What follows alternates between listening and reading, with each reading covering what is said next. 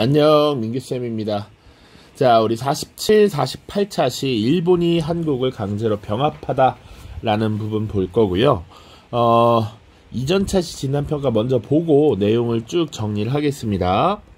자, 선생님이 지난 시간에 이제 대한제국이 수립되고 당시 사용했던 연호, 광무라는 이름을 붙여서 진행된 일련의 개혁을 광무개혁이라고 했고요. 그 광무개혁의 대원칙이 하나 있었습니다. 요거를 빠뜨렸기 때문에 설명을 좀 해야 될 것 같아요. 구본신참이라고 하는 대원칙을 갖고 있었습니다. 구본신참. 여기서 구는요, 옛날 것을 의미합니다. 우리 조선시대 역사 다룰 때 훈구라고 했었죠. 옛날 것을 근본으로 하고, 그리고 새로운 것을 참고한다라는 거야. 새로운 거. 그러니까 지금 우리가 근대화 정책, 개화 정책을 추진하는 과정에서 옛 것은 또 그대로 두면서 근본으로 하고 새로운 것을 받아들인다, 이런 의미라고 보시면 됩니다.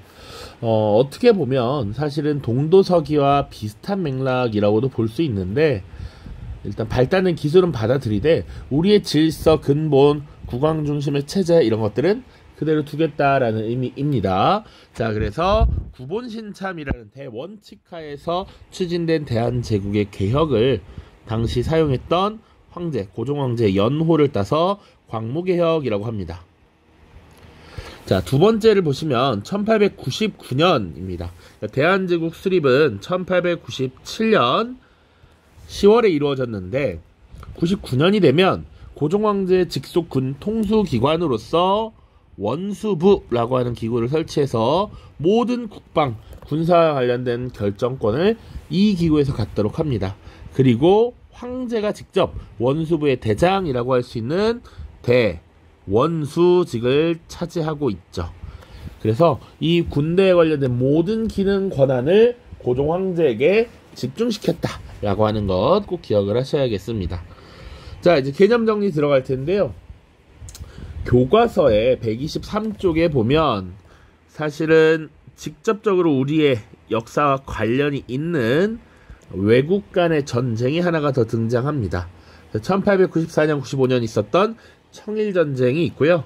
그리고 이제 1904년부터 5년까지 이루어진 러일 전쟁이 있다. 자, 그래서 배경 보시면 청일전쟁 이후에 만주와 한반도를 둘러싸고 러시아와 일본의 대립이 심화되었고요. 아관파천이라는 사건으로 조선 내에서 러시아의 세력이 강화되었고, 이 러시아의 세력이 점차 확대되는 것을 두려워한 주변 여러 나라들이 이제 서로 반러시아 동맹을 체결하게 되는데, 이 러시아를 견제하기 위해서 1차 영일동맹이 체결됩니다. 요게 1902년의 일이고요. 영국과 일본이 체결한 것이죠.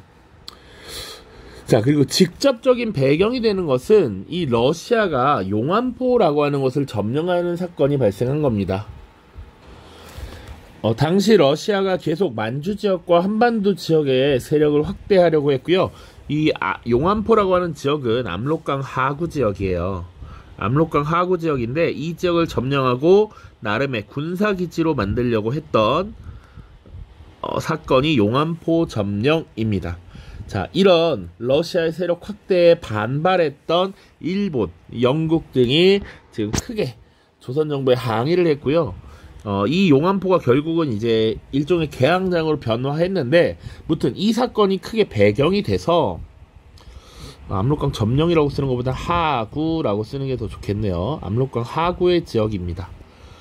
자, 그래서 이것이 배경이 돼서 일본군이 결국은 러시아군을 기습 공격하는 사건이 1904년에 발생하고, 이후에 사실 러일 전쟁이 이루어지게 되는 것이죠. 자, 그래서 이 러시아군을 기습 공격해서 전쟁이 시작되었는데, 당시 러시아도 사실은 내부적인 문제가 있었습니다.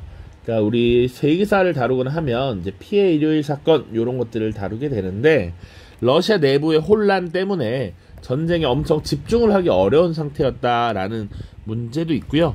러시아의 대규모의 함대였던 최고의 정예 부대라고 자부했던 이 발틱 함대, 발트 함대를 격파함으로써 사실상 일본이 전쟁에서 주도권을 갖게 되고요.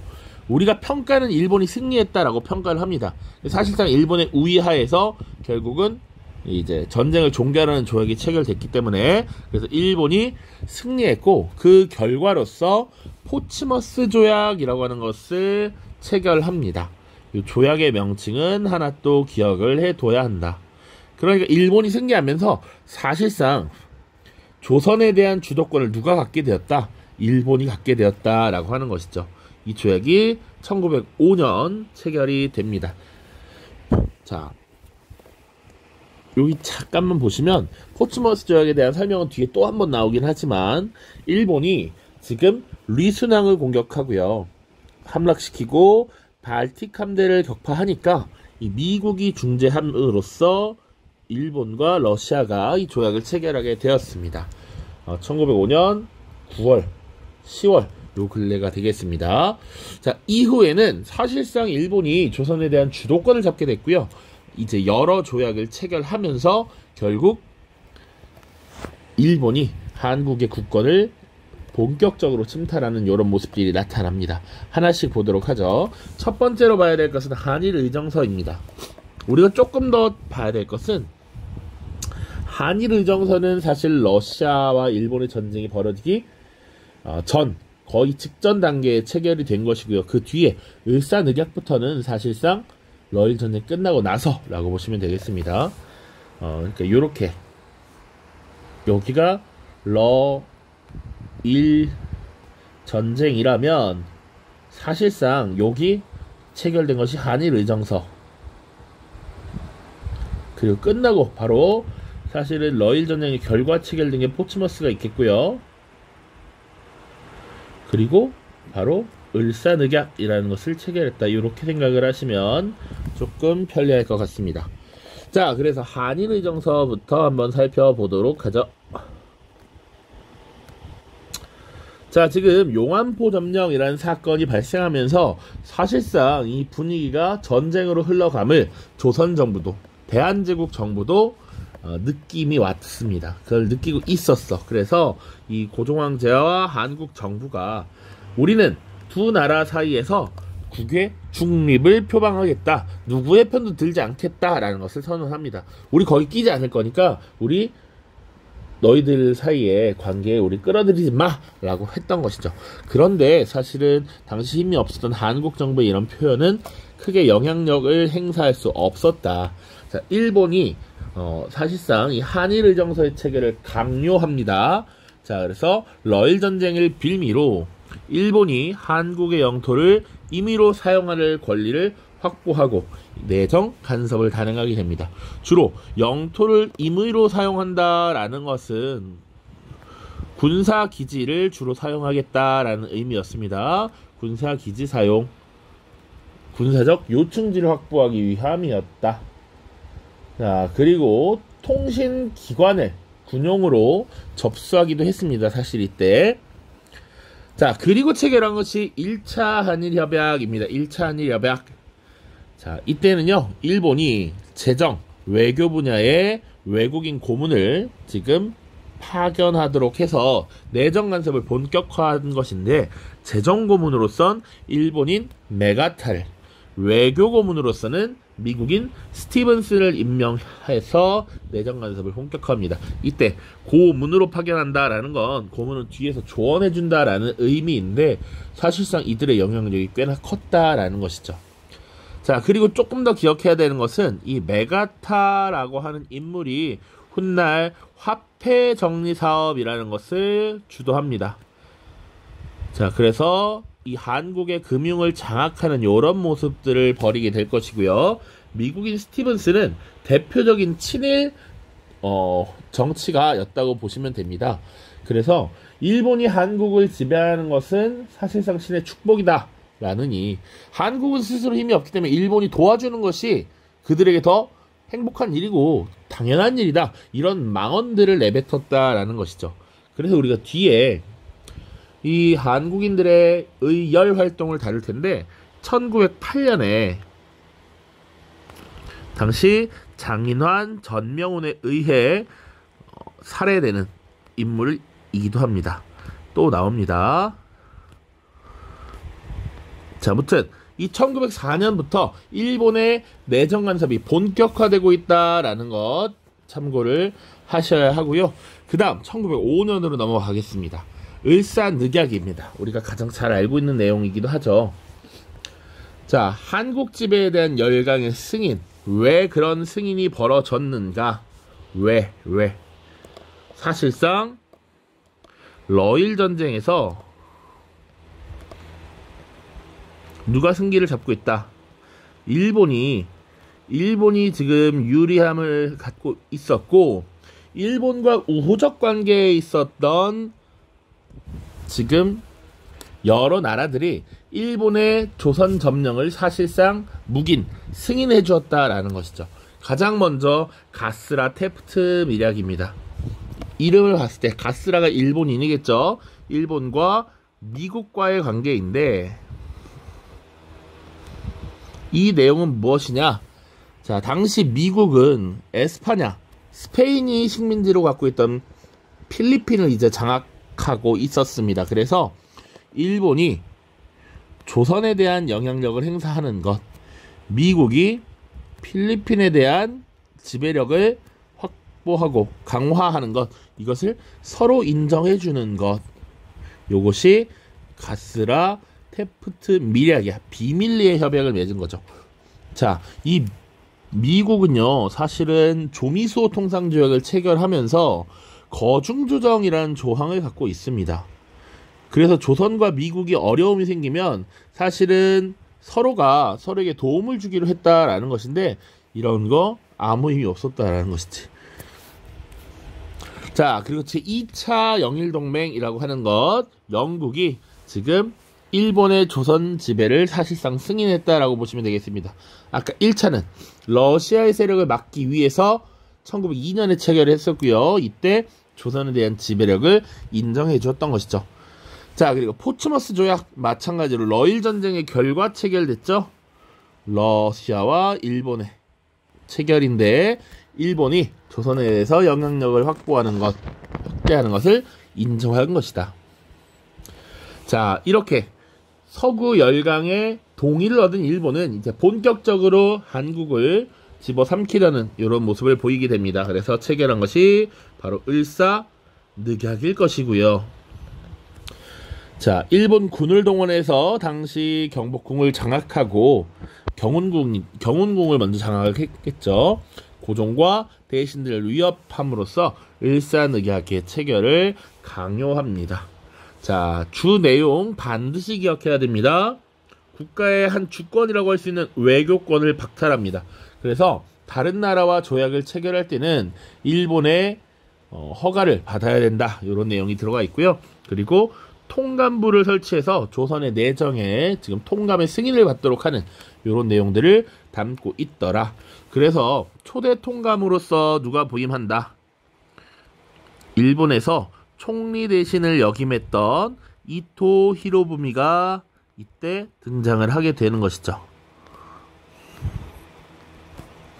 이 이토 히로부미는 우리 뒤에 또 나오지만 누구에게 저격을 당합니까?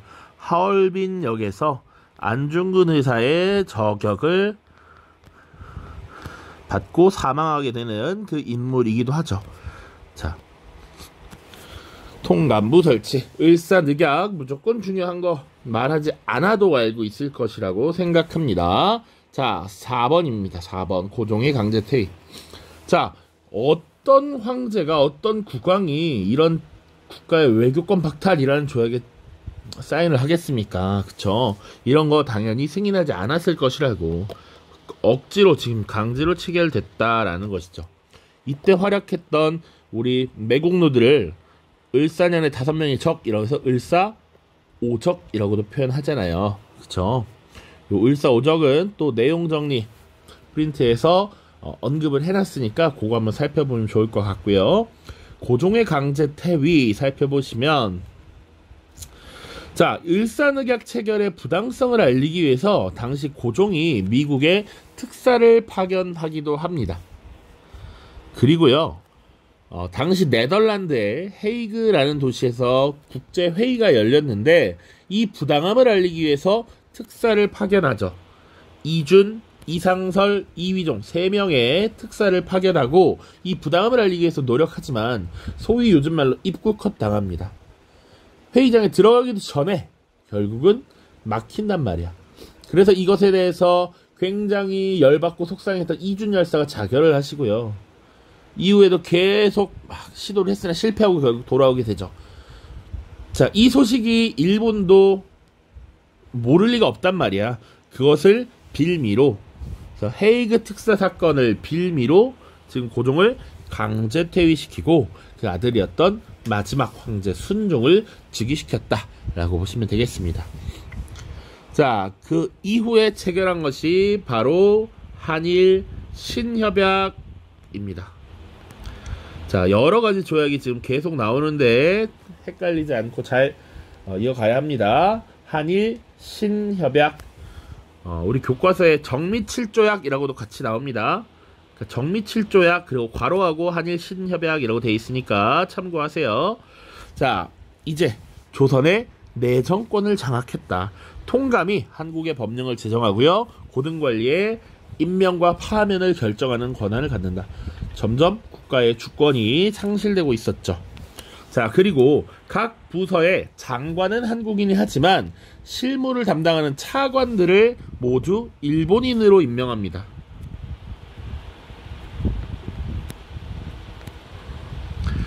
자, 그리고 군대를 해산하도록 합니다. 비밀각서를 통해서 군대를 해산하면서 국가의 자주 군권, 국방권을 지금 없애버리는 이런 모습들이 나타나고요. 이때 해산됐던 군인의 일부가 일본군에 저항하다가 의병투쟁에 합류하게 되는데 예전에도 언급했는데 의병은 3시기로 구분합니다. 전기의병, 중기의병, 후기의병.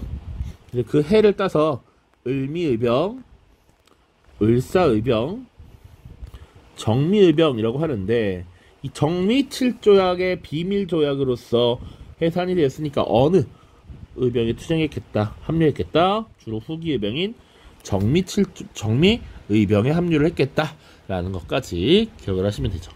이제 파이널입니다. 마지막. 일본이 한국을 어떻게 병합했는가.